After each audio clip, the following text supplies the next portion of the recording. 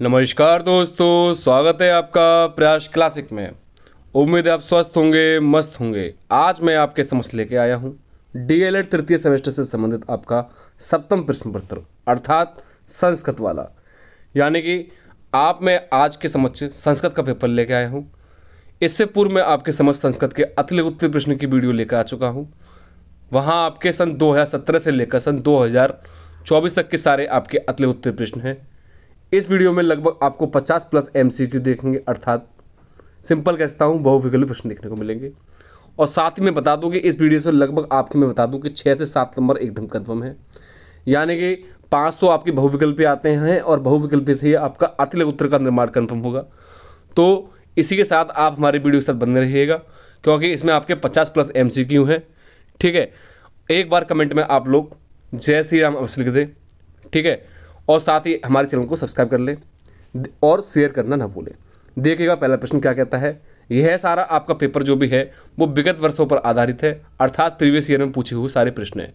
यानी कि सन 2017 से लेकर सन 2024 तक के सारे विगत वर्षों में पूछे हुए प्रश्न है। पहला प्रश्न देखिएगा क्या कहता है। संस्कृत भाषा में स्वरों को उच्चारित करने में जो समय लगता है उसके आधार पर स्वरों के कितने भेद है। ठीक है, जैसा कि आप लोग देख सकते हो यह सन 2024 और 23 में पूछा गया है। तो यह प्रश्न आपका काफ़ी महत्वपूर्ण है, तो आप ले सकते हो वेरी वेरी इंपॉर्टेंट। देखिए क्या कितने में, 2, 3, 4, 5। तो इसमें मैं बता दूं कि आपके लगभग कितने हैं, 3 हैं, अर्थात इसका 3 एकदम सही है। अगला देखिएगा प्रश्न नंबर 2। हा वर्ड का उच्चारण स्थान है कंठ, दंत, मूर्धा या ओष्ठ। तो हा वर्ड के उच्चारण स्थान की मैं बात करूं तो आपका किससे है, आपका कंठ से है, अर्थात ए ऑप्शन सही है। यानी कि सिंपल कह सकता हूँ आपके लगभग जो का वर्ग आता है, चा वर्ग, ता वर्ग, फिर का वर्ग, चा वर्ग, ता वर्ग, टा वर्ग, फिर पा वर्ग जो भी होते हैं, तो ये सारे वर्ग आपके कंठ, तालु, मूर्धा, दंते और ओष्ठ से बोले जाते हैं, अर्थात दूसरे ऑप्शन का आपका ए ऑप्शन सही है। यह प्रश्न भी आपका सन 2024 में देखने को मिलता है। अगला प्रश्न देखिएगा, काफ़ी महत्वपूर्ण प्रश्न है आपका। काफ़ी बच्चे संस्कृत से घबराते हैं, आपको घबराना नहीं है। इससे पूर्व मैंने आपके अतुल उत्तरी की वीडियो मैंने करा दी है, उसका लिंक मैंने इसके डिस्क्रिप्शन में दे दिया है। और आप यह 2 वीडियो कर जाना, आपके 100% पासिंग यानी 15 प्लस नंबर 100% आ जाएंगे। यानी कि आपके इन 2 वीडियो से लगभग आपके 15 प्लस तो नंबर 100% आ जाएंगे और आपको पासिंग मार्क्स 12 नंबर ही चाहिए। नेक्स्ट, बालक का चतुर्थी व्यक्ति एक वचन का रूप होगा। 2024 में पूछा हुआ प्रश्न है, तो क्या होगा, बालकिन, बालकात, बालकाय या बालकस्य। तो इसकी मैं बात करूँ तो होगा बालकाय। अगला, महेश्वर्यम में संधि है दीर्घ, वृद्धि, गुण, अयादि। यह भी आपका सन 2024 में पूछने को मिला है। तो इसमें आपकी कौन संधि है, वृद्धि संधि। तो यहाँ 2 ए आ रही हैं, यानी कहाँ भी आपका तो ये आता है सदैव, सदैव, तदैव। तो जहाँ आपके 2 मात्रा को वर्णन दिया हो वहाँ ज़्यादातर वृद्धि संधि देखने को मिलती है। अगला प्रश्न, दृश्य धातु का लट लकार उत्तम पुरुष के द्विवचन का रूप होगा। तो 2024 में पूछा गया प्रश्न है। तो इसकी मैं बात करूं तो इसका पश्यति, पश्यथा, पश्यता या पश्चाव। तो इसका पश्चाव हो जाएगा, अर्थात डी ऑप्शन सही है 5th का। यहाँ आपके 2024 के कंप्लीट हो चुके हैं।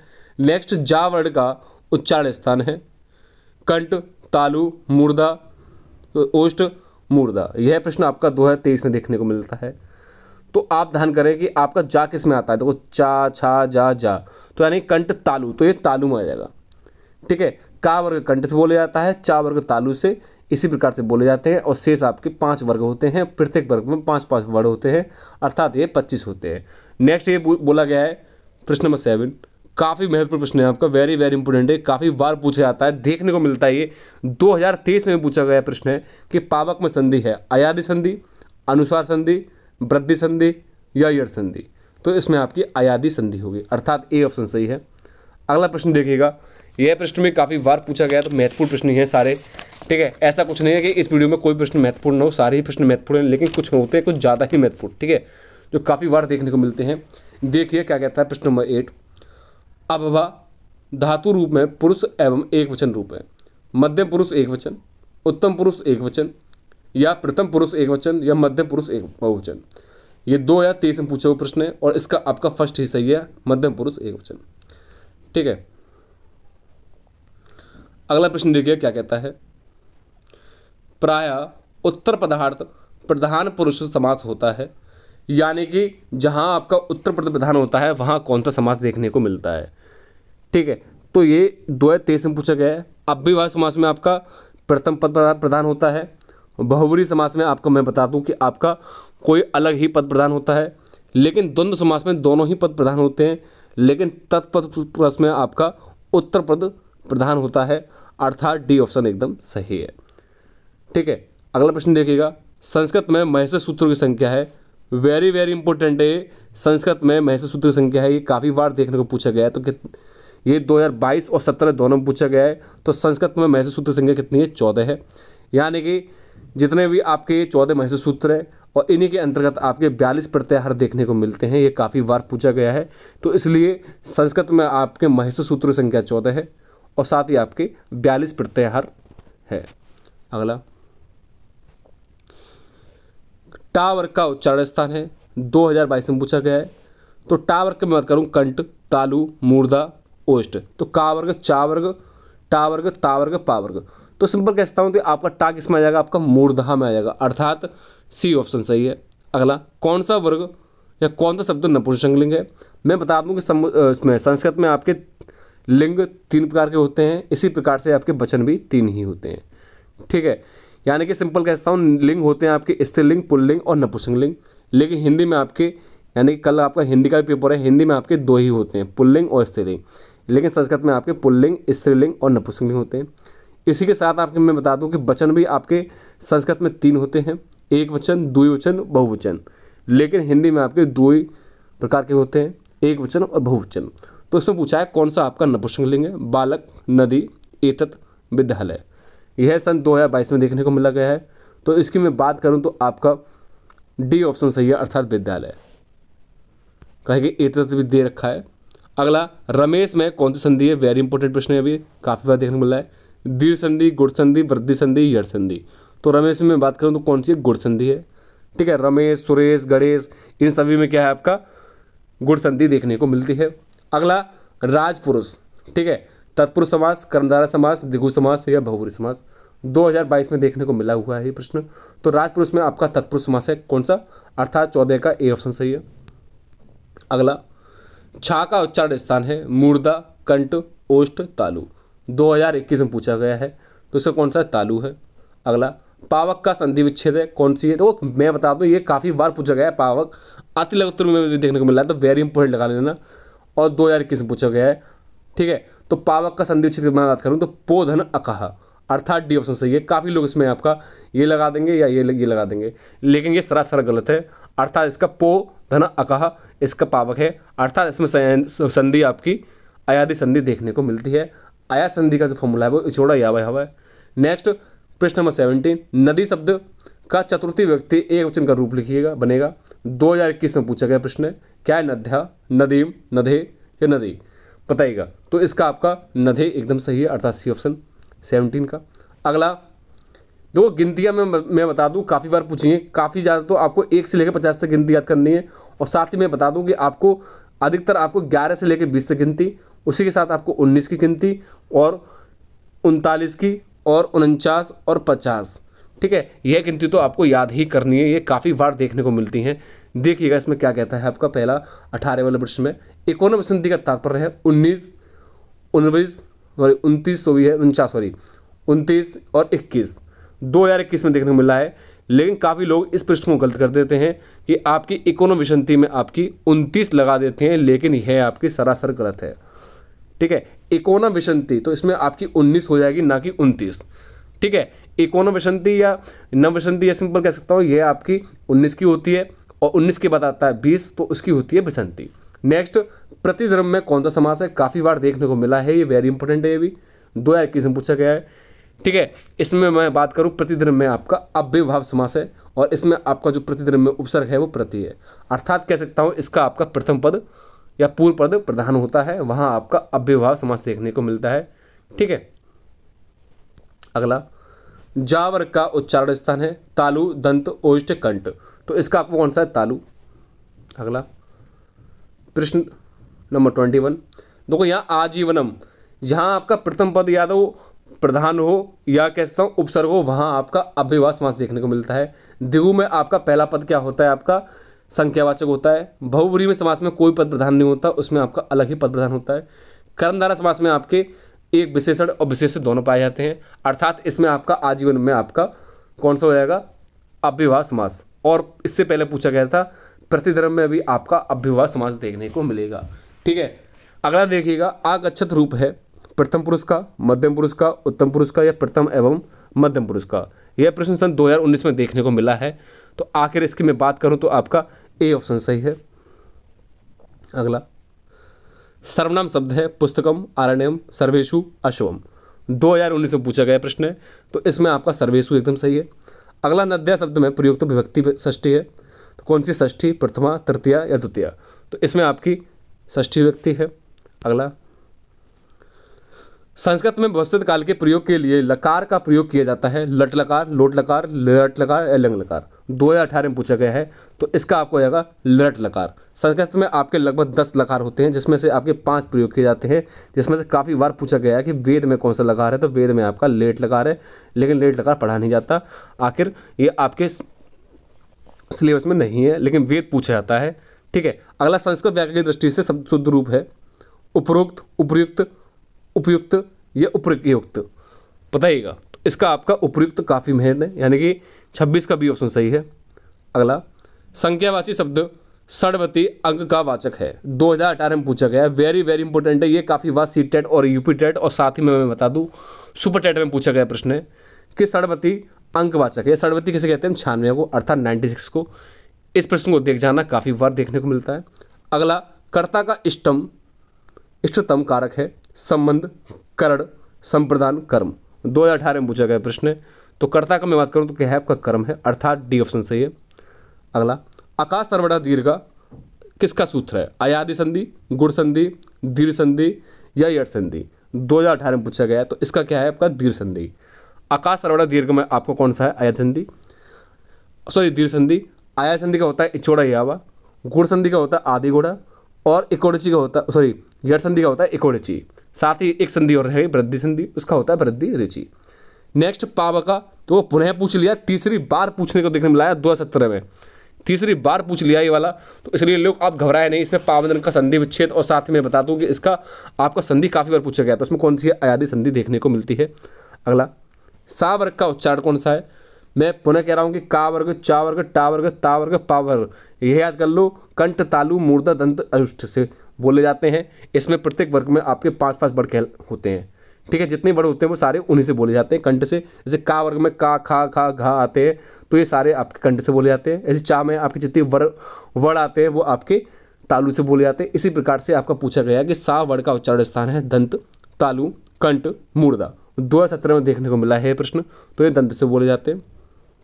एक मिनट, कंठ, तालु, मूर्धा, दंत, खा, खा, खा, कंठ, तालु, मूर्धा, दंत, हाँ इसी में, हाँ इसका शायद कंठ का वर्ग का, खा, गा, घा, डा, हाँ सा इसी में ही है, सा इसी में ही है।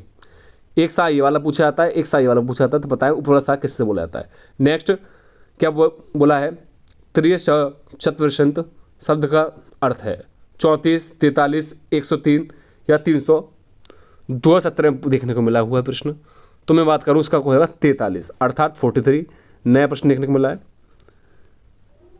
नेक्स्ट प्रश्न नंबर 33, पंचवटी में समास है द्वंद्व, द्विगु, बहुव्रीहि, कर्मधारा। 2017 में देखने को मिला है। पंचवटी की मैं बात करूं तो आपका कौन सा समास है, तो इसमें आपका द्विगु समास है, क्योंकि इसमें पहला पद संख्यावाचक है। अगला एकोनो चतुर्षंत शब्द का अर्थ है, पुनः पूछ लिया गया 2016 में, जैसे कि अभी 2017 में पूछा गया था यही प्रश्न, और अभी आपका फिर से पूछ लिया कि आपका इसमें कौन सा है, तो कौन सा जाएगा इसमें आपका 39 है। यहाँ एकोनो चतुर्षंत है और यहाँ क्या बोला रखा है, देखो त्रय चतुर्षंत है, दोनों में डिफरेंस है। यहाँ आपका एकोन है, चतुर्षंत है, और यहाँ आपका त्रय चतुर्षंत है। तो यानी कि मैं बात करूँ कि 32 का जो आपका ऑप्शन सही था वो आपका 43 सही था, और इसका आपका 39 सही है। ठीक है, अगला चोर वयम में समास है तत्पुरुष समास, द्वंद्व समास, अव्ययभाव समास या द्विगु समास। 2016 में देखने को मिला है, तो इसमें आपका तत्पुरुष समास एकदम करेक्ट है। अगला वह्यार्थक और रक्षार्थक धातुओं के साथ विभक्ति का प्रयोग होता है। 2016 में पूछा गया प्रश्न है, तो इसमें मैं बात करूं आसपास पंचमी विभक्ति में का होता है, किसका, पंचमी विभक्ति का। अगला प्रश्न नंबर 37, अहम वाल्कम पश्यामि, वाक्य का क्रमवाच्य परिवर्तन होगा मया वाल्का दृश्यते, मया वाल्कम दृश्यता, या मया वाल्कम दृश्यति, या मया वाल्का दर्शयन्ति, बताइएगा। तो इसका पहला ही सही है, मया बालका दर्शते। अगला विसर्ग का उच्चारण स्थान है कंठ, तालु, दंत, ओष्ठ, 2016 में देखने को मिला है, तो इसका आपका कंठ एकदम सही है। अगला ओम में ओ के आगे ओ ये लगा होता है, ये क्या है? हर्ष स्वर, दीर्घ स्वर, पुलिस स्वर, या उपयुक्त में से कोई नहीं।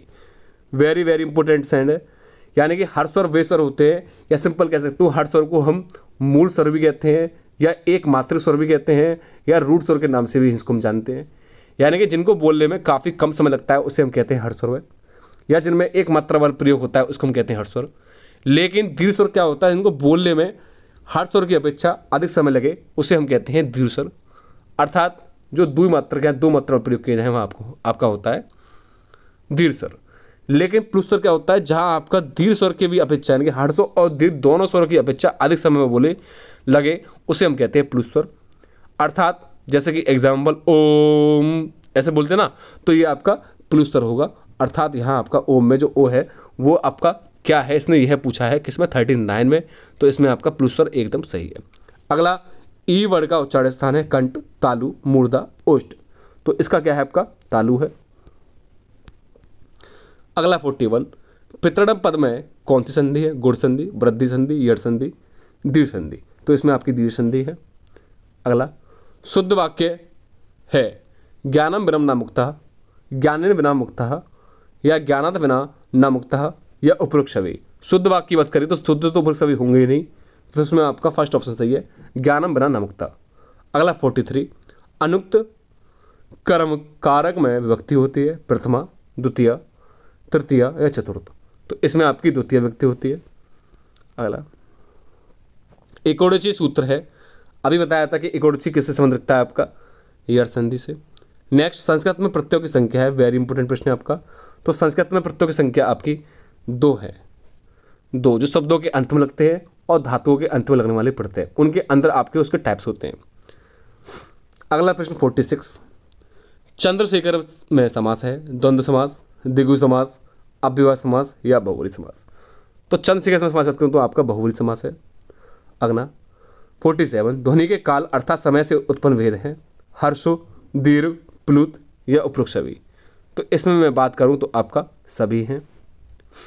अगला स्वर होते हैं उदांत, अनुदांत, स्वरित, या उपरोक्त छवि, तो स्वर की मैं बात करूं तो आपके यह सभी होते हैं। जहां ज़्यादातर आपका उपरोक्त छवि है तो वहां आपको वही लगाना है। नेक्स्ट ध्वनि के उच्चारण स्थान कृत भेद है कंठ, हाँ जी, जिह्वा, तालु, अर्थात तीनों सही हैं तो उपरोक्त सभी हैं। अगला अंतस व्यंजन होते हैं, अर्थात अंतस व्यंजन संख्या आपकी 4 होती है। कौन कौन सी होती है? या, रा, ला और वा, जिसमें से वा और या क्या होते हैं? अर्ध स्वर में गिने जाते हैं। अगला ऊष्म व्यंजन की बात करूं तो यह भी आपके 4 होते हैं।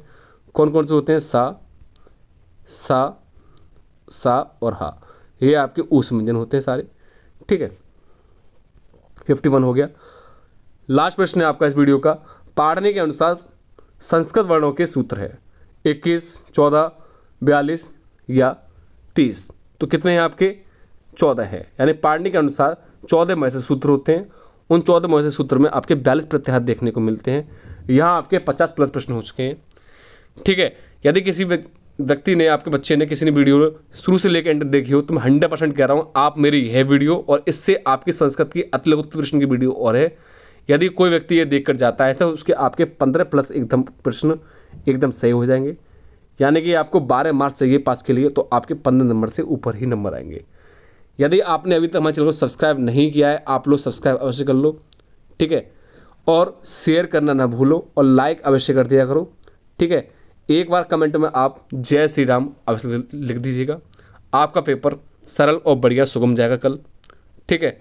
मेरी शुभकामना आपके साथ हैं। मिलते हैं नेक्स्ट पेपर में या नेक्स्ट वीडियो में। धन्यवाद। जय हिंद, जय भारत।